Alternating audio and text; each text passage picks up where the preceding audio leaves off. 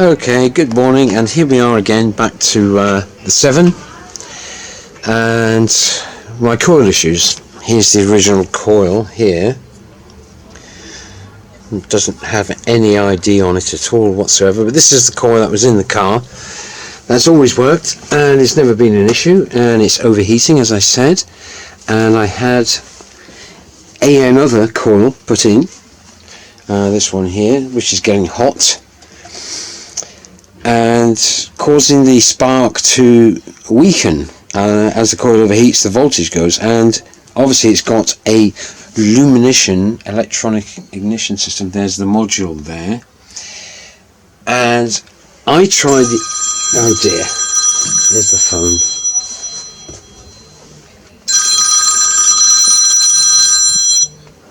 Hello? Hello? Hello. This is an automated call from Royal Mail Post Office. You have a missed delivery that needs to be collected at our depot. To get more information about your parcel, please press 1. To book a redelivery for your parcel, please press 2. If you have questions, please hold online while your call is being connected to one of Royal Mail customer service team. Oh, excellent. Anyway, I shall pause it there. I take this call.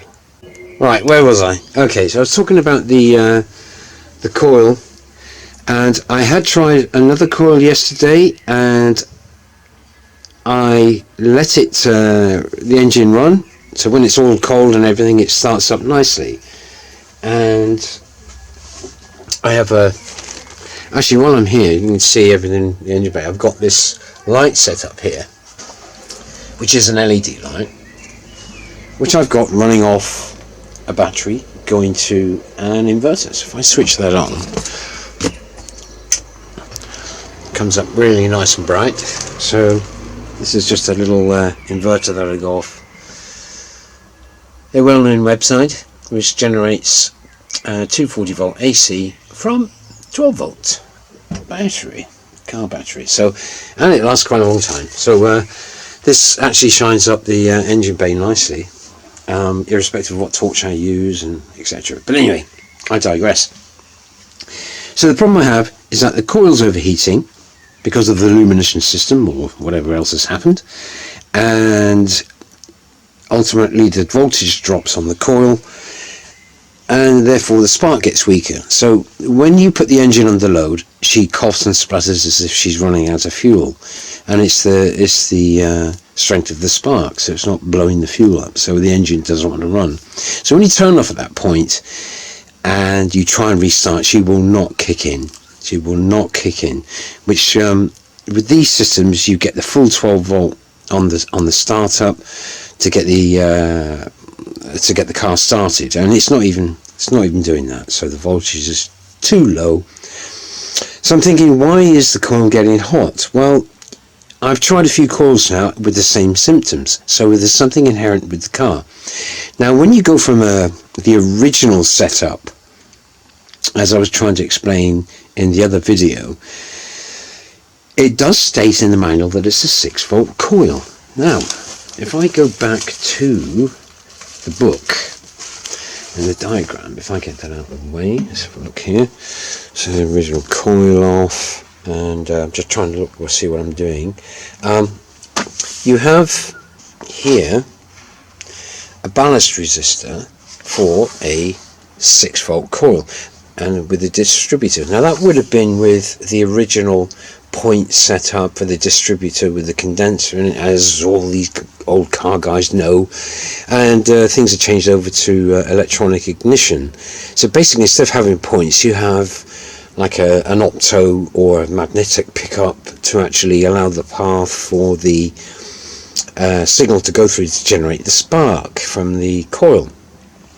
It's not that interesting, to be honest, but it's more reliable than having to adjust and clean up points, and it's a lot easier for cold starting and winter starting as such. It's more reliable, one would say. But yeah, with the lumination system I've got, I have a problem. This short here, this shorting of this ballast resistor, or what was termed years ago, a Eureka wire, is actually, I found that coming through the bulkhead of the car. And if I just open the door, you can see down there, perhaps, in the light, if I keep it in the light, that's where the white and yellow wire were shorted.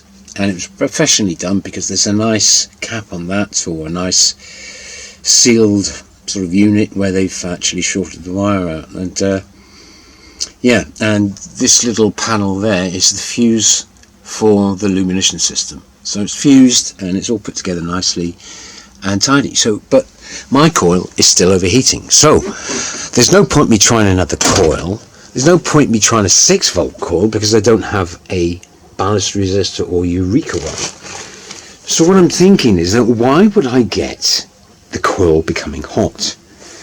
So I've got a fault. I don't think I've got a fault in the wiring, and I'm starting to suspect this unit here, which is the illumination system. So basically it's just a firing transistor, if you like, and for want of a better word, and it's on a nice big heatsink. So, you know, me being an electronics guy, I should be able to fathom this out.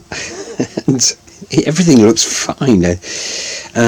But when I take the supply off of the coil, I get 12 volts across the coil. If I take one end off, if I measure the voltage across it with the ignition on, I get 12 volts. I connect it up, bang, it drops down to about 7 or thereabouts. I could try that, actually. I could show that, I think, but it is what it is. So I can't take this car out on a long run, or if I did, I would have to take it. I would have to stop every so often to swap the coils over to allow them to cool down. And the thing is, it's not burning out. These are usually oil filled, and if you shake them, hang on, let's see if you might be able to hear that. That's the oil in it, and I guess with any oil-filled coil, it helps maintain the coolness of it, and stops the insulation of the coil inside breaking down, because you don't want the coil to be shorted inside. Like a transformer, I guess, you don't want that to be having any winding shorted. So even though they are low resistance, but again, I'm just waffling along. So I'm going to take this off, and I'm going to take it back into the house, and maybe with the older coil, and see if I can see what's happening on my power supply, because I can monitor the currents, I can see if there's any transients or whatever, see if that thing's breaking down, and measure some sort of impedance. But I don't think these units are repairable, but and they're certainly not cheap to replace. So it's one where I want to actually see if I can I've got nothing to compare it to, but I'm going to see if there's if I had another one, if I could have anything in the world, I'd need another one of these. That's where I'm at now, and there's no point in me trying anything else. I'm not going to rip the dash apart, because I don't think I've connected anything that should have been, or not connected, as I said the other day. So if I hadn't connected something wouldn't work.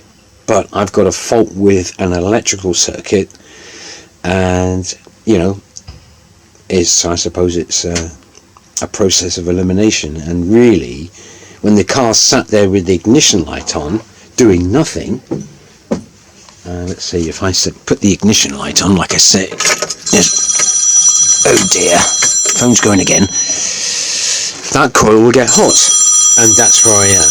And this time I'm going to get this call. Thank you for watching.